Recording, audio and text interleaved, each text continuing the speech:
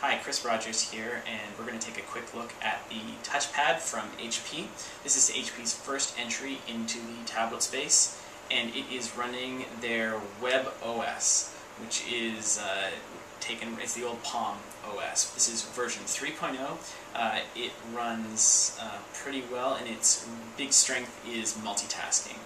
So on the hardware front, you can get, this has been available since mid-July.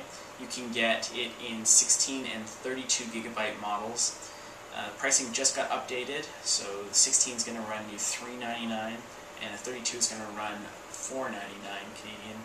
It is so it's on the cheaper end of the tablet scale, especially in the this size, tablets of this size. This is a 9.7-inch LED 1024 768 resolution, so very comparable to the original iPad.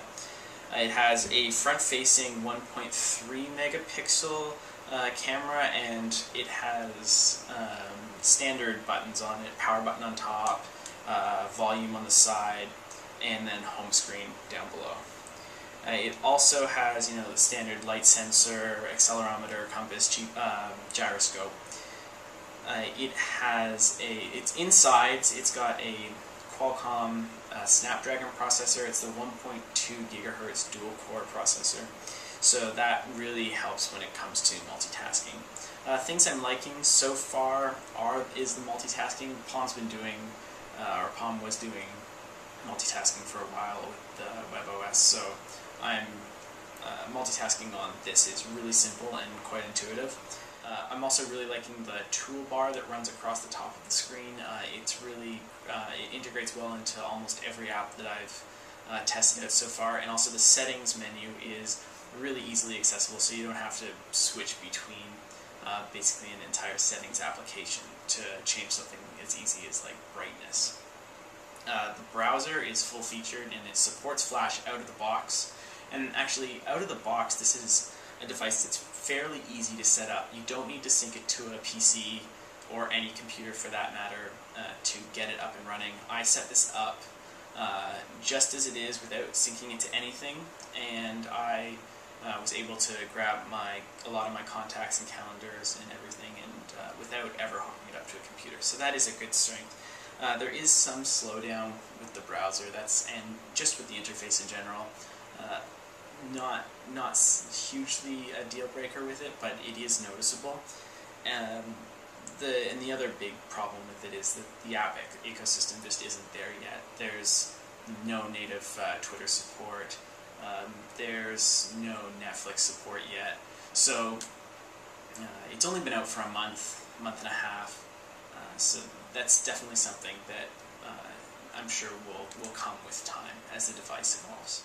Okay, so let's run through some of the features. This is the home screen, so this is what or the lock screen. So this is what you're going to see when you turn on the HP TouchPad. You just simple drag to unlock. This is the settings menu, so let's pull it here. So I have a couple apps already up and running, and you can see this is the card deck style multitasking feature that webOS offers. So here's a look at the browser for webOS. You can get into that just by pressing either the browser button or clicking on one of the cards that you have open. It's a full-feature browser. It does have Flash. In it. It's pretty standard fare. A little bit on the slow side, I'm finding, as I'm browsing around, but pinch to zoom in and out. And there is also the double tap.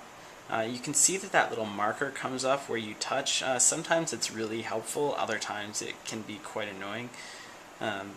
That's just certainly personal preference. Let's pull up a sort of heavier site here. You can sort of see how long it takes to load.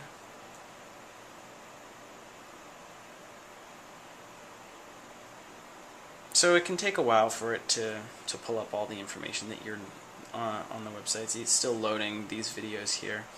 And in my tests, it's hit or miss with how quick the browser is. But that actually highlights some pretty good features. This is the toolbar at the very top here. You've got the context-sensitive menu, so there's your preferences for the browser, a print option for the browser, and help menu. This is the settings side, so if we're on the go and we want to change the brightness, there's the brightness feature right there. This is really handy to have. There's also Wi-Fi, Bluetooth, and the rotation lock is right there. That's a great feature. I love that the settings menu is always available. So you tap to bring up the home screen or card deck, and you can get rid of different applications just by flicking them off the screen. And then you can also stack cards on top of each other. So you can organize your cards however you'd like. So we'll dive into the HP app catalog, which is what they call their app store. It starts off with sort of this feature magazine, and it sort of highlights different things in the different apps that you might like, different things in the catalog. So here are some different apps. These are featured ones. The ones for TouchPad always show at the top, and then the rest are sort of mobile emulations, things that you would find on a webOS enabled phone. And then when you download them, you can actually launch them from within the App Store.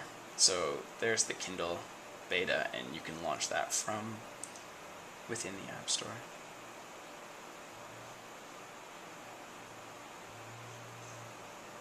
And I haven't synced my library with it. Native Facebook, no native Twitter, so you have to use browser, or actually Spaz has a Twitter client out, which is okay. Very TweetDeck-ish.